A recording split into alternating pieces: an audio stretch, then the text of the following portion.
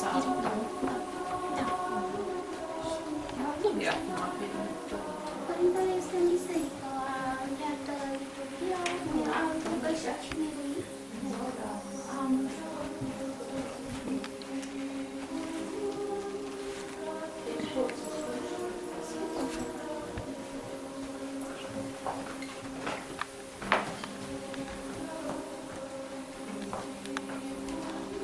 Și unde aveți?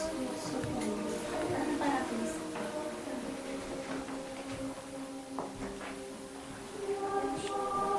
Și icoana de minune? Este acolo.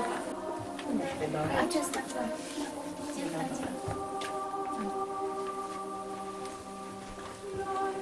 Și colorit.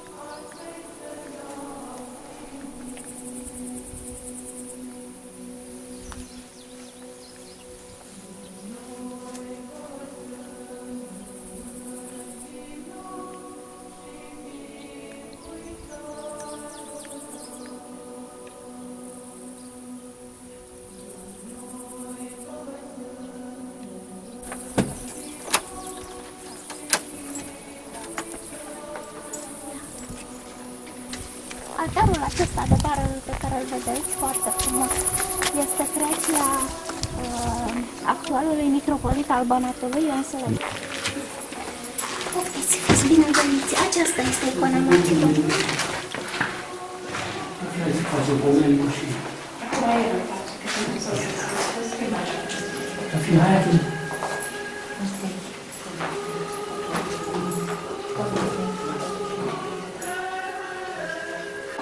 A executat medalioanele ușilor, urmează să execute și restul icoanelor. Chiar am văzut la Sfântul Nicolae, Sfântul Ioan Maximovici de San Francisco, au și filigran aplicat pe margine, sunt superbe. Și aurul e poliță de 24 de carate. Și așa, toți sfinții execută colivere, chipuri de sfinți sau depinde de eveniment, deci își pregătește pesmetul colorat cu sucuri de plante, de fructe și cu mâna.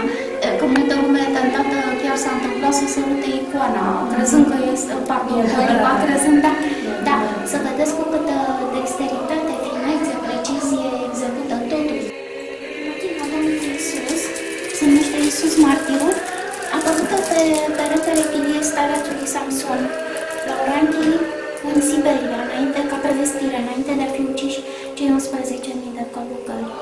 Erau 300 pe zi. E extra. Da. Numai noi o avem, Maica aduce din Ucraina și turiștii care știu și doresc comandă, le pregătim.